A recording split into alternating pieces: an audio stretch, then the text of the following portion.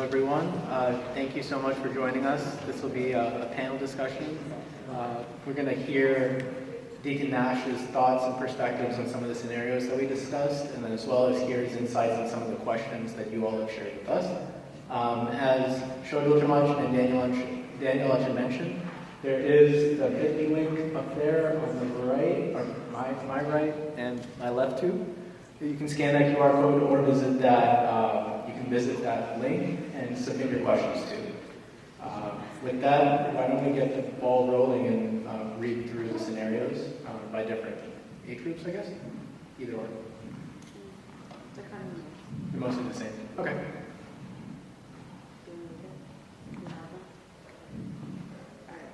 So,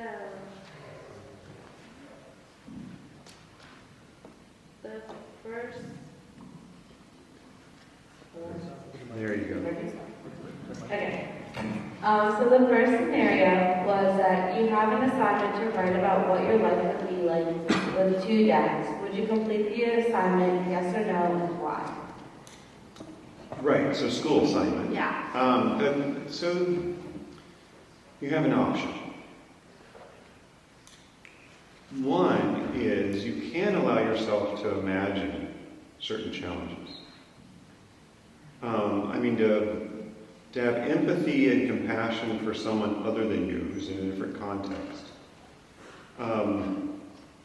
is not necessarily a bad or wrong exercise. So I could imagine what it was like to be a Muslim American after 9/11. And I could write an article or write an essay on that in 8th grade or something. And I don't think that would be an affront saying that I had to be Muslim.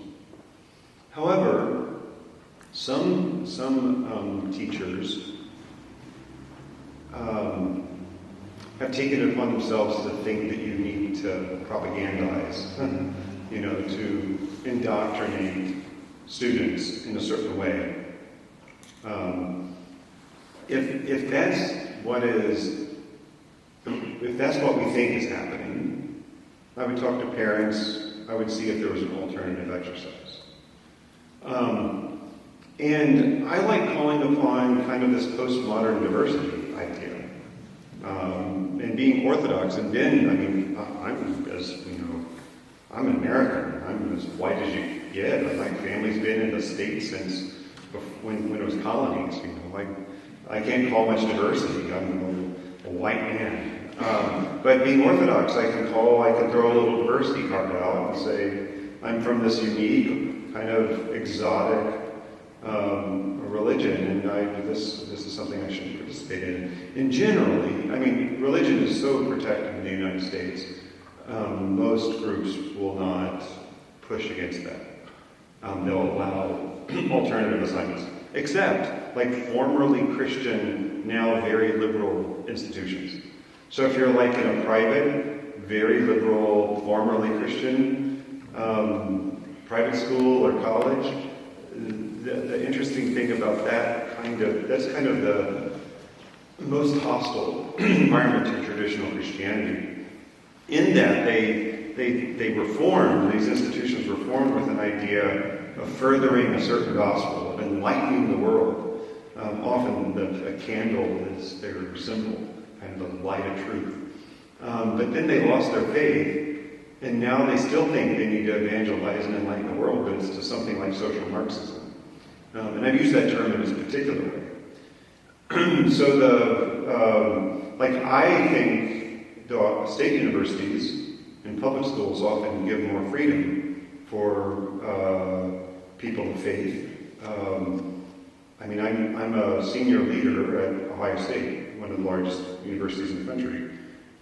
I've had open debates with hundreds of people there on gender identity and other abortion. I just had a conversation with the general counsel for Planned Parenthood, and we had this program at OSU called Series on Civil Discourse, trying to get people that really disagree on topics to come together and just have a conversation, not a debate, just a conversation. It was amazing how much with that general counsel we came to some agreements on how to encourage motherhood and protect children, even though we radically disagree on abortion. All that to say, I wouldn't fault someone for writing such a paper. To say, if I were growing, I have a friend, I have a coworker who is a homosexual man and is married in the state of Ohio to a man, and they have 2 children. I've met those children, and I can imagine there being certain challenges in going to school and introducing 2 dads.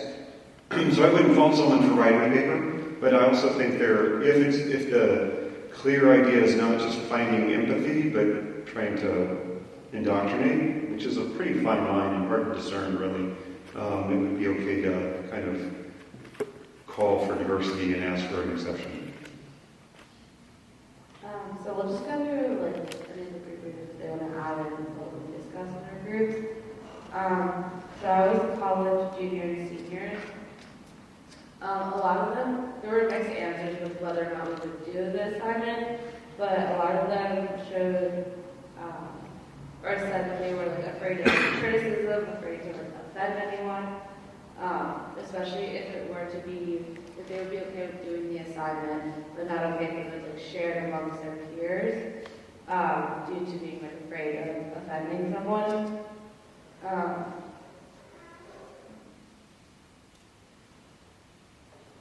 And the answer was kind of confusing because they were saying, what would be different other than not having a maternal figure for the answer to the question. What would be even different to have to write about it other than not having a maternal figure? There's lots of ways of dealing with such a paper, right? So there's a lot of sociological data on what makes for best fitness of family, what has the best outcomes, right? And you won't be surprised that having a mother and a father and your biological mother and father and have a long, enduring relationship is one of the best predictors for a child having a successful childhood and transition to adulthood. Those aren't data that are they're well known within the sociological world, but it's not talked about a lot because people will say, well, that's very heteronormative. It's not taking in a diversity of family options. Well, you can't just write it about the data. There are now data about having same-sex parents, and generally the data sometimes does a little better than single parents, but it doesn't do as well as a traditional male-female marriage. So there's many ways you can do that. I have a friend, Mark Cherry, who's a head of philosophy at St. Edward's in Austin. He's an Orthodox Christian. He has a whole book on sex in the cultural war, where he uses secular sociological data to show why traditional values seem to further that. Anyway, I won't keep going belaboring. My group was freshmen and sophomores in college. They didn't have much difference in their answers to this question. A lot of them said that they would ask if this is something that they had to do because maybe because they weren't exposed to that growing up, and that's not what they have as a family structure. They don't know how to respond to this prompt. So I did have some students say that they would look up other stories online or look to other people that did have this kind of situation at home to ask about how that life is. Ask ChatGPT. There were some people that also said that they probably wouldn't do the assignment just because it felt like it was something that they couldn't connect to. Would that be considered okay, or how do you really go about that in a classroom setting? I would never give that assignment, right? Now, I do have my whole program at OSU in bioethics has a big trigger warning.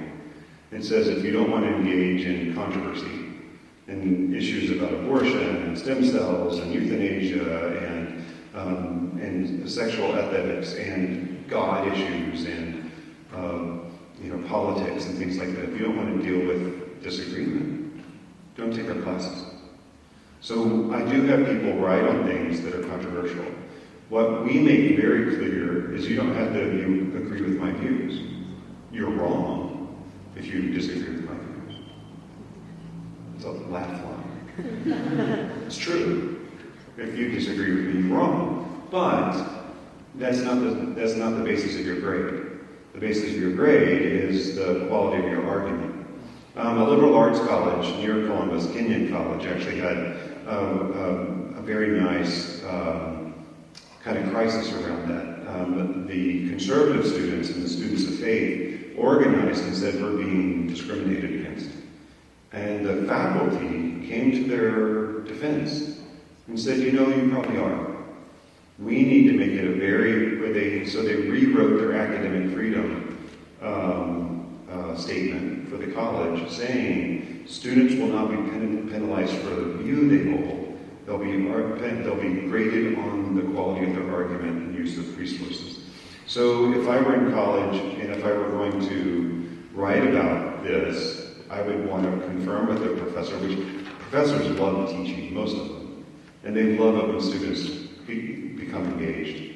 Even professors that you think will be completely hostile often love to get in a conversation about these things. And if you ask, I come from a traditional Indian Orthodox position, I don't want to be penalized for this. If I'm going to be penalized for a review, I'd rather take another assignment. And I think the question about it not being shared with peers, that's very, very key. That's actually, I was aware of something like this happening at OSU, where the professor was having people, the class, get up and move to different areas in the room based on their positions. And it was always one lone Orthodox Christian by himself. And, we've complained about this because that's actually, imagine if there were one,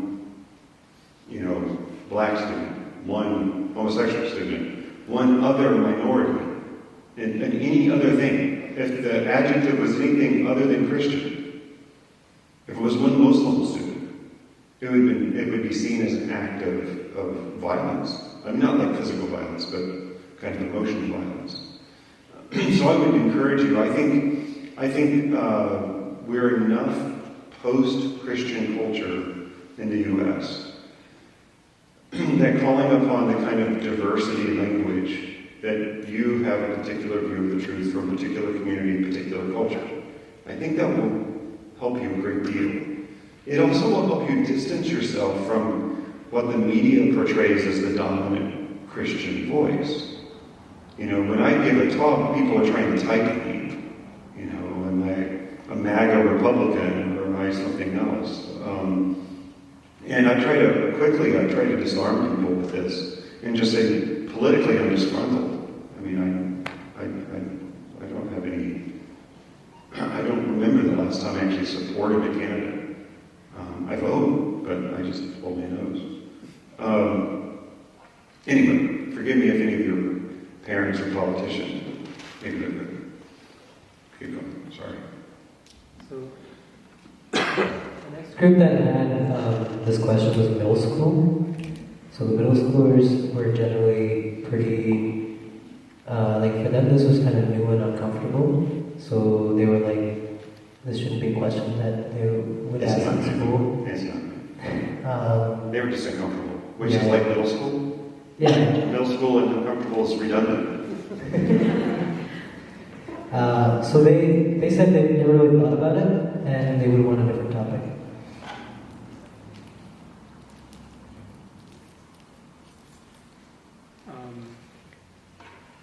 I could add some context to it too. So this particular scenario was one that I actually faced in real life. And this was something that was asked of me in a 9th grade history class. So definitely more of a captive audience situation. And just in retrospect, it's very clear that the teacher was pushing an agenda. And I guess for someone in that situation, whether it's the student who is, at that point I think I was 13, 14, or parents or soon-to-be parents who will be dealing with a situation like that, how do you kind of manage that in a different setting, which is a high school versus a college? Yeah, I mean, I think, there's this, I forget the name of the book.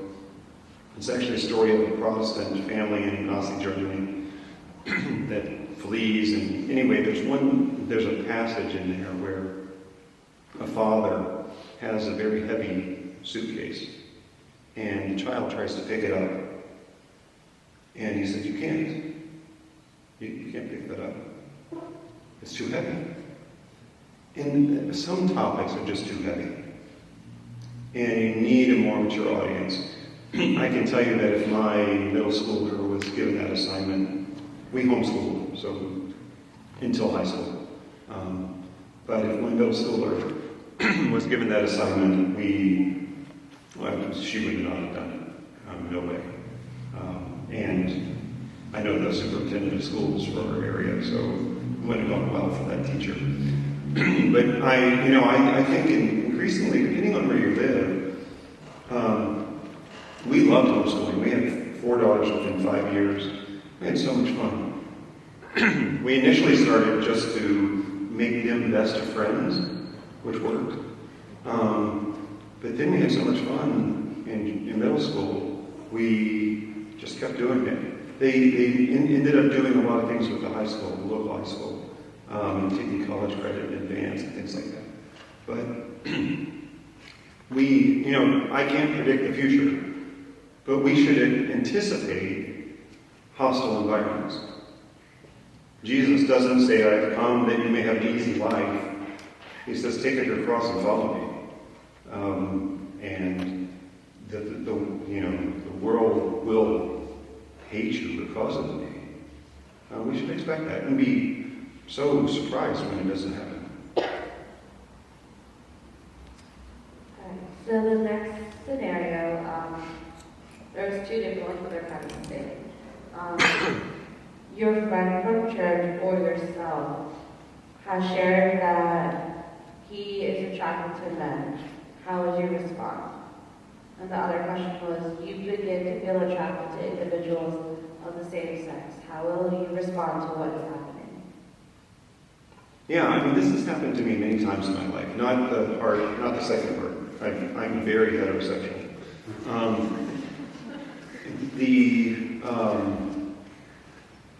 But I've had many homosexual friends throughout my life, for one.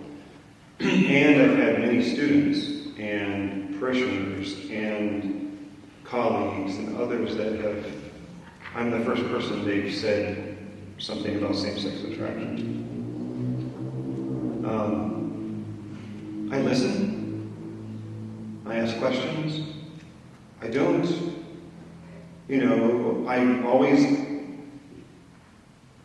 I preface things by saying I'm an Orthodox Christian, and I cannot affirm same-sex sexual relations.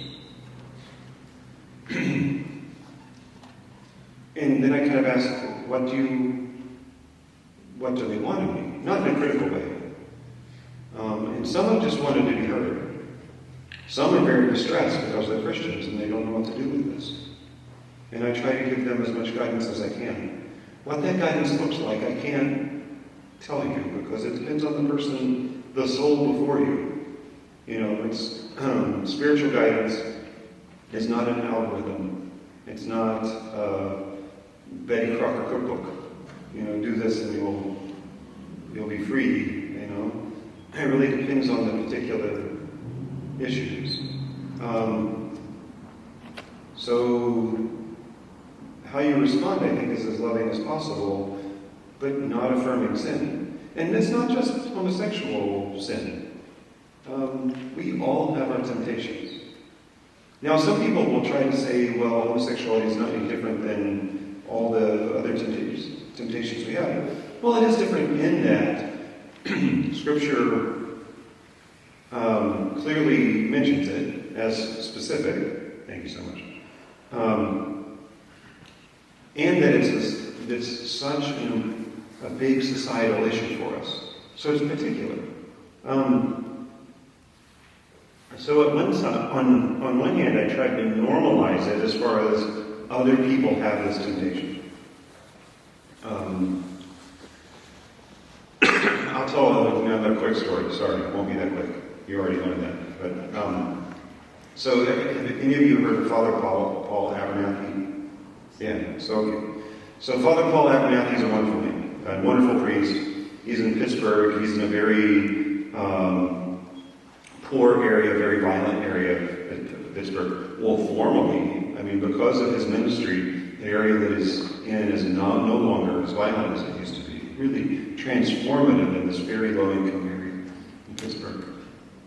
Father Paul is half African-American, half Arab. And he's ministering to mainly African-American community that have embraced him even if they're not Orthodox. One of his new converts asked him one day, because she had read some things online, don't learn Orthodoxy online. She had asked him, and she said, Father Paul, are there racists in the Orthodox Church? And he said, I hope so. How else will they be healed?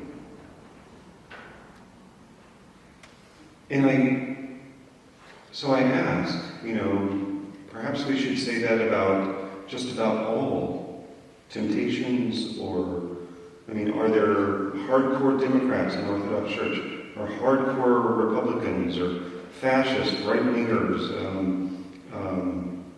I have a godson who was a legit neo-Nazi, but he was healed. Are there people with same-sex attraction? Are there people with gender confusion? Are there people with depression? Are there people with all kinds of false beliefs? I hope so. How else can they be healed? They only become a problem in the church when they try to change the church. Right? If they say, no, the church in its tradition is not the way it should be conformed to my image, that's dangerous. And that's when we start saying, nope, you're not here now. You can't come preach false teaching in the church. You can't change the church. That doesn't mean the church can't respond in its era to different challenges. I'm just saying, I think you know what I'm saying. So if I'm meeting with someone, I would emphasize this. That the church is the hospital for souls. We all are wounded in different ways. I've never had same-sex attraction. I can't imagine how difficult that must be. I would say that. But I have my own struggles as well. And I know I need the hospital for souls as well. And we can try to struggle together to bumble through life as best we can, just reminding each other to get back up.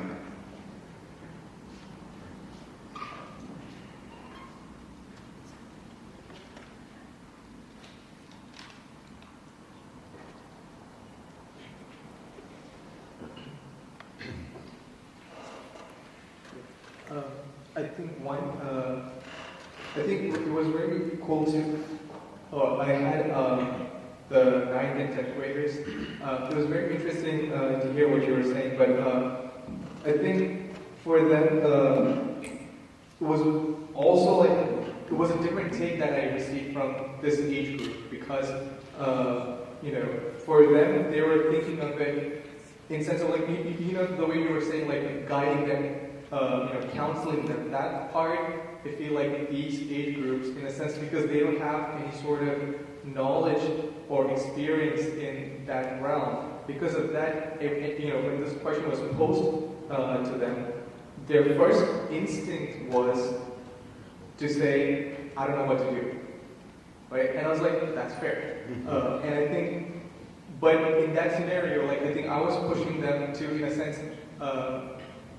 get out of them. How would you, in a sense, still make them feel like you're a normal person? I'm not questioning their personhood, I'm not questioning anything about you. But so maintaining that relationship, being respectful, while also, in a sense, not affirming that sin that you were saying about. How would you, in a sense, how would you advise in that scenario, for especially someone who does not have any sort of experience? Right. I keep answering it like you're asking me, which I'll probably continue doing. But if I transport, think about middle school. So my daughters were like these lightning rods for people in need.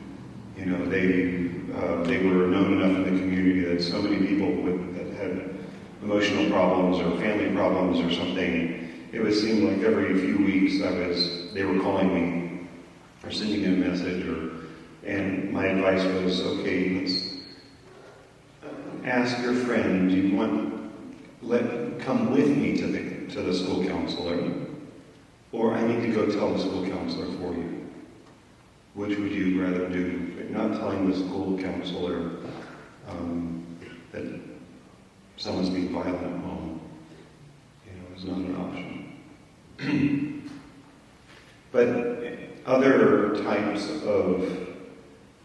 they also dealt with friends that would come out and say, that they were gender confused or had same-sex attraction, or they were just confused.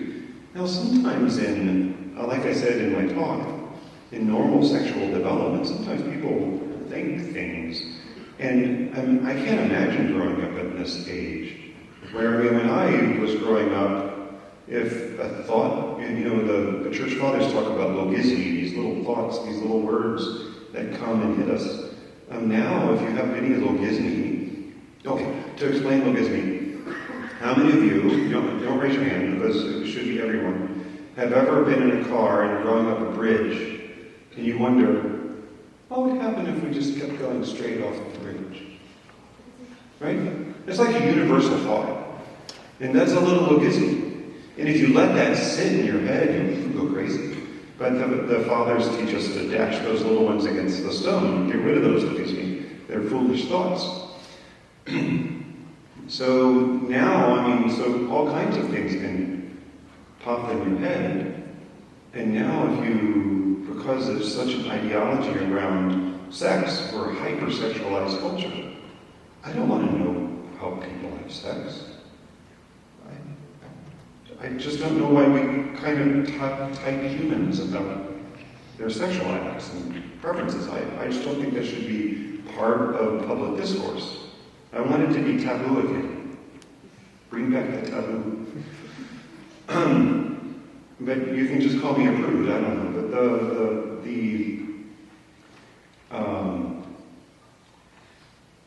now if you're in middle school and you have a thought, whether it be, the person is saying, he looks really handsome today. Oh, no, I'm like gay.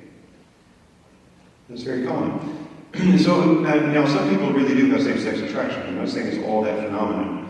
But even more so, it's common in the early teenage years and the early adolescence and teenage years to question things, to figure out who you are. So what my girls have done, usually they've said what you were saying. When someone comes and says, I have something really serious to say, and I don't know how you can react, you say, okay, what is it? And they say, I think I'm, attracted to the same sex or something like that. I think I'm gay, I think I'm a lesbian, whatever. They all say the same thing. They say, I'm sure that's very hard. I love you. We can talk about it. But I can't say that that's the right way. So I want to hear you and I want to help you. I don't know if I can, but I'm willing to hear you. And then there's up to a certain limit. It may be pushed. Some people are seeking affirmation pretty aggressively, and you can actually say, even before this, you can encourage, if it's a Christian parish, you can encourage, have you talked to the priest? Have you talked to your parents? Sometimes they're too scared to talk to parents. But having talked with a priest, right, maybe even less threatening to some. Talking to, if it's a young girl, if there's a trusted older woman, a godmother, something like that. I think those can be answers for the middle schooler. Because sometimes that bag is too heavy. And my girls are trained to say that. It's like, this is a big topic. This is too hard. I can't hold this myself. The Vice deans agree with that. So I'm like, well, that fight's already been fought. I don't think I have to die on every hill. But I think for most people, they'll probably follow this answer. They'll try to show respect. But it is a tacit kind of compromise. It's kind of tacitly endorsing this deception, this delusion. I don't think it's always wrong. Sometimes you just try to do the best you can, or you're trying to gain trust and some sort of loving relationship that you may be able to help them more. Not that your purpose of a relationship is to help them in that way. So I can see that you can have a compromise. That's something I would seek. These kinds of decisions I wouldn't make in isolation. I would seek guidance.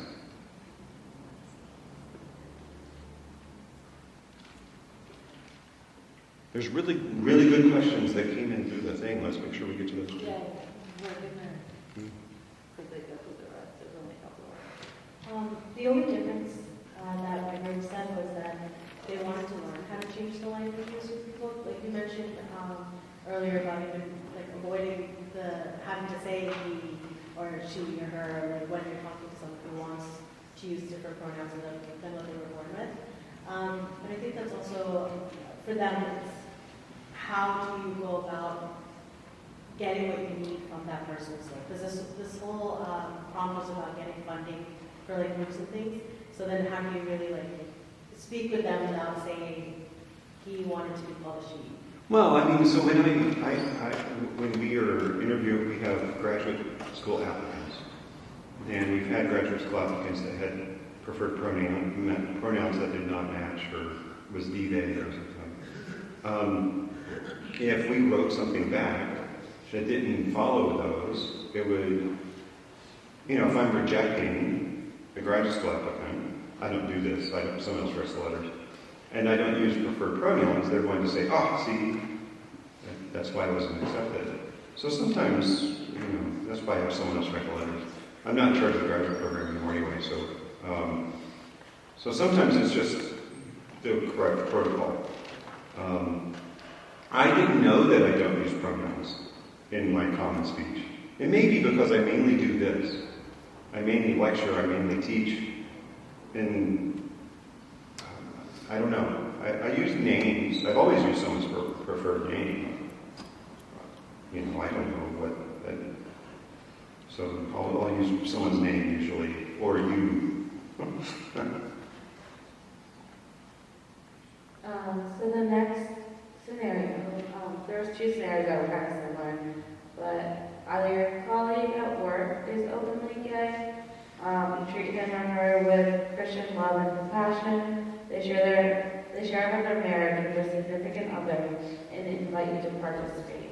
What do you do? And the other scenario was that your elementary school friend is openly gay, and you've had a strong bond of friendship over the years. They share about their marriage, and they ask you to be their groomsman or bridesmaid. What do you do? Yeah. You want to say what you said first? Do you want to say what's the response?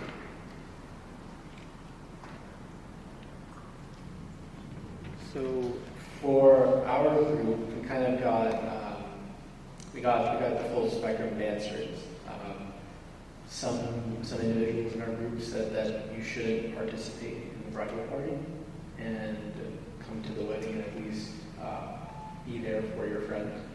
Other individuals said to participate in the bridal party as a show of support for your friend.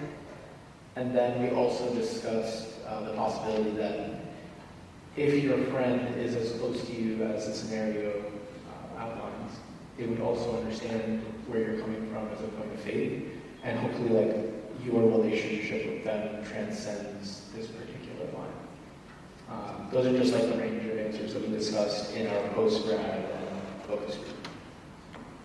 I guess the group of people who are probably facing this in the next 2 or 3 years. Yeah. It's hard. I would never, so I'll tell you my boundaries that I've practiced in my life. And this is all in love. So even though I'm a tall guy that looks like a Viking and maybe scary, most people that know me know that I'm kind of a tender heart and very kind, right? So this isn't done in harshness, it's done with kindness, I hope. I don't participate in liturgical ceremonies that are outside of Orthodox Church. At all. I mean, it's just... I can attend one if I'm speaking at a Protestant church or something. I can be around. I generally don't. I feel comfortable being around here. This is, like, so we're not communion, but that's above my pay grade. So I generally don't, and I can say that this even impacts my immediate family. So my sister, when she was married a second time, married a man that was married by a lesbian cop that was granted an online certificate to do marriages, and I want to support my sister, and I told her I love you, and I hope that this works well, but I can't be part of a prayer ceremony. If you were going to the justice of the peace and the judge happened to be homosexual, I'd say fine, I'll come to the justice of the peace, but it was the online minister of God and going to say prayers. I can't do that, I can't be there. And that doesn't mean I don't love you. It doesn't mean that I don't think your husband, your future husband, is a swell guy, and I understand why you're getting married. Know that you'll be in my prayers, but I can't be at that ceremony. So I take anytime we're making supplications to God, I take that as the most important aspect. Attendance is questionable. I think you could go either way and seek guidance on that. I probably wouldn't because again, it's part of the ceremony of God. But sharing and honesty and love. Now, the friend and co-worker thing is completely, I think, very different. So, I mean, I have a colleague who's one of the senior leaders who's openly gay man. We have conversations. He comes to my conferences. He has listened to my talks. He's read things that I've suggested. We know we don't agree on everything. He knows that I hold a traditional Orthodox view on this, and I think he knows that I have a great deal of respect for him and friendship. He's in that exo-narthex area. But he also comes to my defense all the time. When I was trying to form a program on medicine and religion, and one of the lawyers was saying, well, that's really controversial. He's the one that chimed in. You want him to talk about this controversy and not someone else. And the power it has to have, he's openly homosexual, very kind, very quiet about it. But everyone knows that there's power knowing that that's coming from him. So gaining the respect of people that are in homosexual relationships is fine as co-workers. When I was at a previous institution, there was another physician colleague who was a homosexual man. And I knew him and his partner. I used to sing in opera. So there's a few gay men in opera also. I don't know if you didn't know that. His partner did some things with the local opera company. So I knew the two of them very well, Andy and Tommy. And Andy and Tommy would invite my wife and I to their house for parties, and we would go. They were kind to parties. And Andy would come to me when he was having a bad day and just sit and talk. Now, they both knew what kind of Christian I was. They knew that I wasn't going to endorse same-sex unions, but I could still be kind to them. Matter of fact, I'll say this, and it may be scandalizing, but if I were ever in trouble, if something went really bad, and I needed a place to go, Andy and Tommy would have taken my wife and my whole family in without a second thought. They were loving and kind in a more Christian manner than many, many Christians that would so easily vilify them as a problem with the world. Okay? They both struggled with their lifestyle. They decided to go into that, to continue that, but they did have struggles there, and they attended a church that was open to it and things like this. I'm not condoning it, don't hear me wrong. That is a sin, It is something that we shouldn't encourage in Orthodox faith, and it's something that can be very damaging to the soul, destructive to the soul. At the same time, we can find the virtue in people. We can find the image of God in people, the good in others, without affirming the sin. I mean, if we kicked all the sinners out of our circle and out of our church, there wouldn't be anybody left, save for Christ. But again, I'm not saying we should commune people that are in active same-sex relationships. I'm not saying that. I actually think that would be that'd be wrong. But I'm saying we should struggle together to try to deal with our own temptations. And generally, we should try to not sin with our nose. That is, we should keep our nose out of other people's business and not worry about their sin. One of the great temptations of the evil one is to have you focused on others, have you focused on things that are beyond you, instead of focusing on your own temptations and your own sins.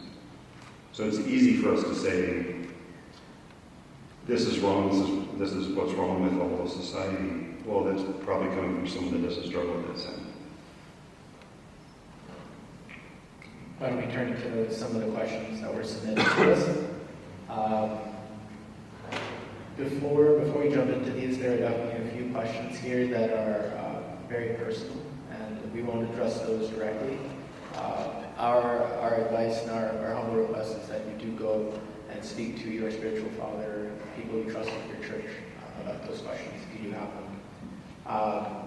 First question I think is kind of interesting here. We've spoken a little bit about how you kind of manage these discussions and these situations as someone who receives culture, either you're a student or someone at a workplace, but in the circumstance where you are employed as a teacher and the school instructs you to teach other people along certain lines, and you deciding to not do so just based on your position in the institution. Maybe you can kind of speak to that directly. How do you kind of manage that if you are someone who's maybe more new to the job as well? Yeah, I encourage, there was this growth, especially after the Black Lives Matter movement and things, of the Diversity, Equity, and Inclusion Office opening across so many institutions. Now, you should also know that about over a third of those offices have closed. They're almost non-existent in most of corporate America now. Because the data, corporate America wants to know what outcomes have you brought, and they couldn't really show outcomes. Because what I've said from the beginning of those offices at OSU is it deflates diversity and it smuggles in immorality. Right? It's supposed to actually take diversity seriously, you have to have the potential for moral diversity, ethical diversity, religious diversity. And I said, where in your diversity information are you even mentioning people of faith? Or are you talking about traditional cultures? And Columbus, Ohio has a proportionately high Somali population. I'm like, would a Somali a Somali community hear this conversation and this DEI presentation and think that this was anything but indoctrination to a morality that is completely foreign to them? So as a teacher, I would say we need to take diversity seriously, and that includes coming from diverse backgrounds. We are too shy to call upon the protections our country has. People of faith have basically kind of been bullied into thinking that if you say anything, you're going to be attacked. Now, sometimes it happens. Usually not. I've always been surprised that I hadn't had my head chopped off. I've been the head of ethics at 3 secular public medical schools. I've been at Ohio State for almost 11 years. I speak my mind.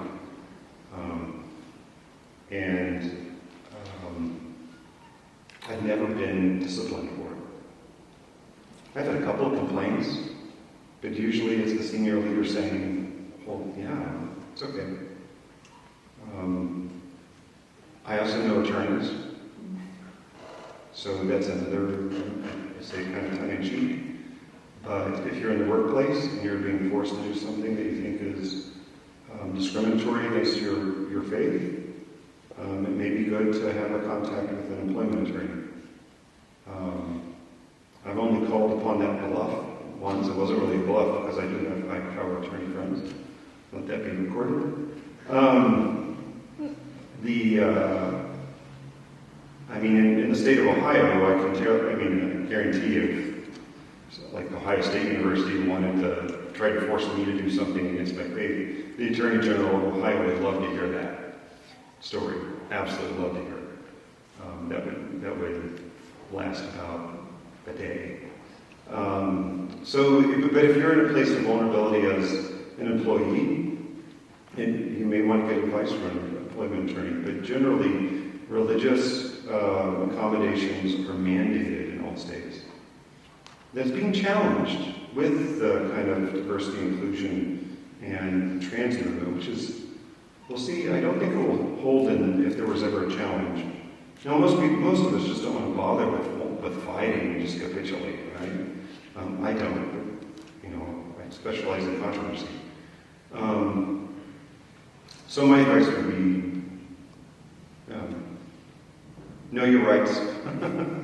You actually do have rights as an employee not to be discriminated against based on your religion. And if it's constitutive of the job, if you're a school teacher, why do you have to teach that part of the curriculum? And you may want to actually find out if it's legal in your state. Because in some schools, they're pushing an agenda that's already been ended by state legislation. And then it becomes a mediated process with maybe the principal. There's also some, like if you're a university professor, there are organizations you can join that would protect you. That you can have insurance against such things, and that they'll, in the name of academic freedom, they will say that you can't be forced to do such things. And some of those are secular; they're not even conservative or religious. Thank you. The next question that I'll read out to you, reformulate a little bit.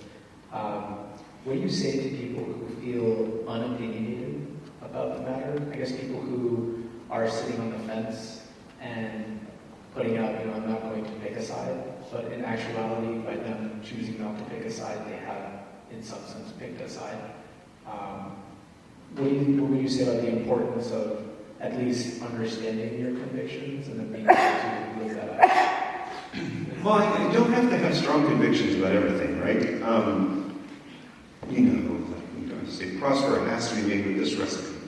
It's absurd. You should, I would say, have the humility to accept that the traditional view may be right.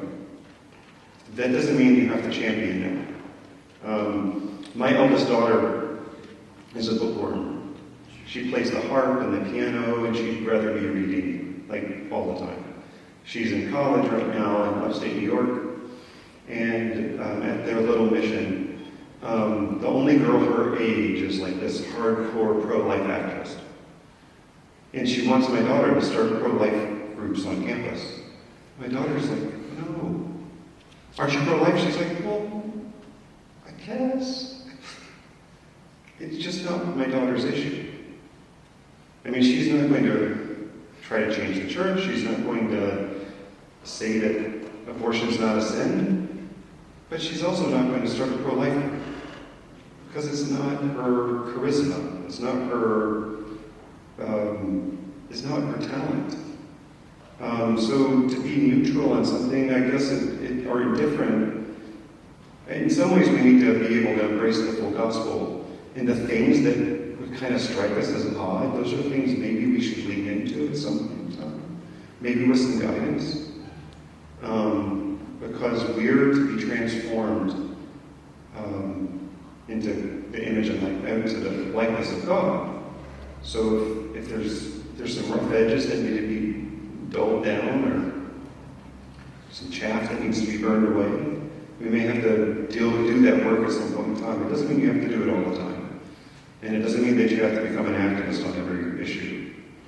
It's actually problematic when someone decides that this is the chip on my shoulder this is going to be the thing I want to fight over, and it's my job to correct everybody that's not becoming a Christian. Thank you. The next question that I have, I guess it's kind of bringing it a little closer to home, and I think a lot of the themes that we kind of spoke about, they all, in some way, shape, or form, kind of went back to what it's like to interact with your family members, how do you engage with your kids, and thinking about the future. And for everyone that's here today, over the next couple of decades, there will be many, many families that will be popping up, and the issue, as we see it today, is something that's evolved so much even over the last 5 years. And over the next however many years, it's sure to evolve, at least as the world presents it to us, that Overton window is shifting a little bit. And I think from our culture, if we speak to our relatives back home in India, it's not even a subject of discourse at all. If you were to introduce it to them, they're completely confused. Maybe your perspective is rightfully so. It shouldn't even be in that window of public discourse. How do you kind of suggest that we manage those discussions? Is it something we should be kind of proactive about, understanding that this is the culture that we're in? Or should we be a little bit more defensive? And I guess that the story that you were mentioning, where the suitcase was a little too heavy, this is not the time to maybe discuss that. Yeah, there's this, Americans and Northern Europeans especially have this strong desire to import the morality around the world. Our problems are not necessarily the problems for every culture in the world. So I would say if it's not a problem in India, don't make it one. I would also say I think we're kind of at a peak on the trans movement. I can't foresee the future. The homosexual rights movement, I think, will be long-lived. But I think the trans movement is at a level of, people want to be loving and accepting, but it's gone a little too far. When you insist on everyone, you must accommodate, you must change language, you must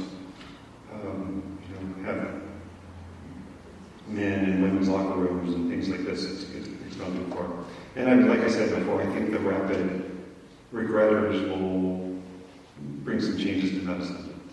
Now, unless there's a great revival and movement of the Holy Spirit, I don't see that we'll be in an increasingly Christian society. I think we'll be in a decreasingly Christian society as been the trend. I don't know what that will look like in India, but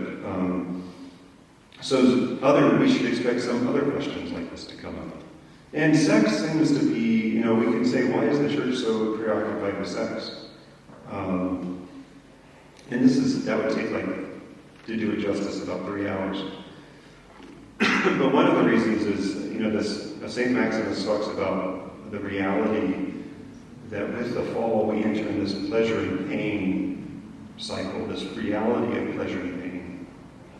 Not as a punishment from God, but just as the reality of this fleshy body that we have. And so we put the church, in order to prepare our soul for the life to come, which is all this fleeting life. This is a very short life. I know you're young and it feels like it's going to be forever.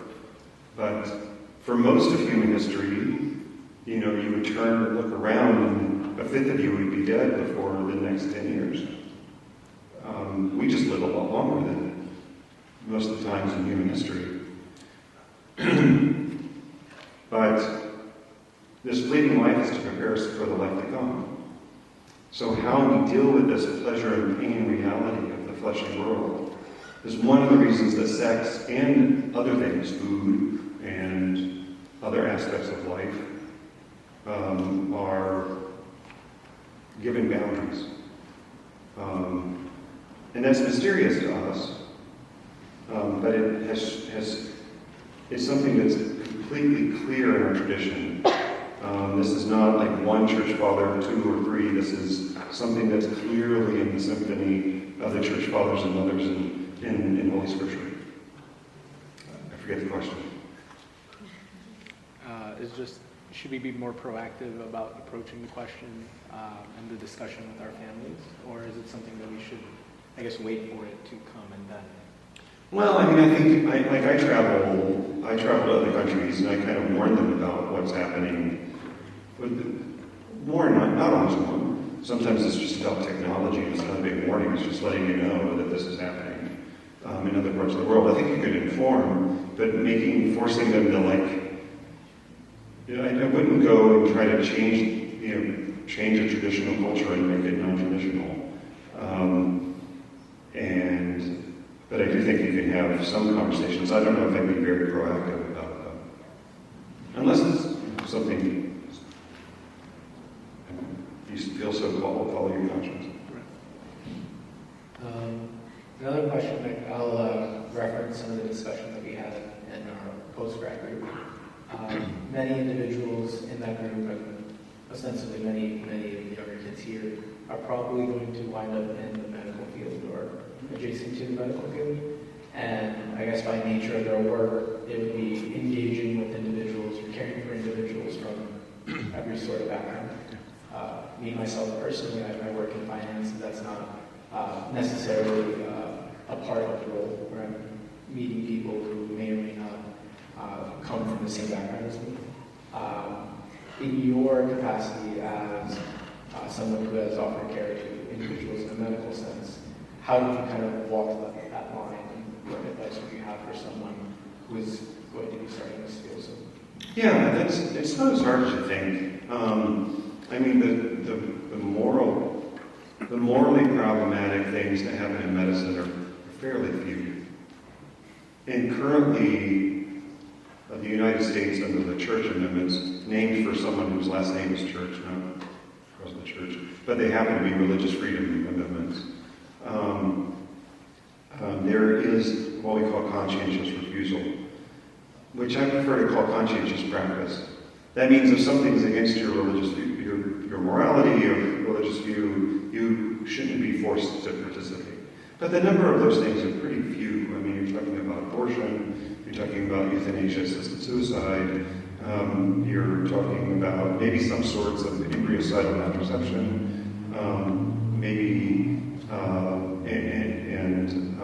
then gender-affirming therapy. It's pretty easy to avoid those. That said, how to deal with patients. So the distinction now, which this wasn't clear 30 years ago, but the distinction now is we never discriminate against patients. We can refuse treatments. I don't participate in gender-affirming care, but I'll take care of someone who identifies as trans, if it's within my specialty. However, the data show that trans patient may be cared for better and may have more trust with someone who will be more affirming. The data also show that a Muslim patient may prefer to have a Muslim physician. And we accommodate those all the time when we can. We don't have to shy away from that. I don't want a physician caring for me who thinks that Orthodox Christianity is evil, right? I want someone that I can build a trusting relationship with. So for story time again, I guess, for a number of years, probably about 10 years, I ran a clinic at the HIV clinic. So I dealt with, and almost all my patients were homosexual men, both in Houston and Birmingham, Alabama. And so I was dealing with patients with advanced HIV/AIDS, and almost all of them were homosexual. All of them knew I was Christian. All of them knew I was going to affirm them and their sexual activity. I would educate about challenges they have. I was their palliative doctor. I was mainly treating pain and preparing them on when they would transfer to hospice or something. Most of them had, respectful, trusting relationship with me. I never had any problems in the clinic. Because I think I tried to show them as much love as I could without affirming. And in that medical context, I don't think there was a strong urge to affirm. So I haven't experienced much problem in the medical context.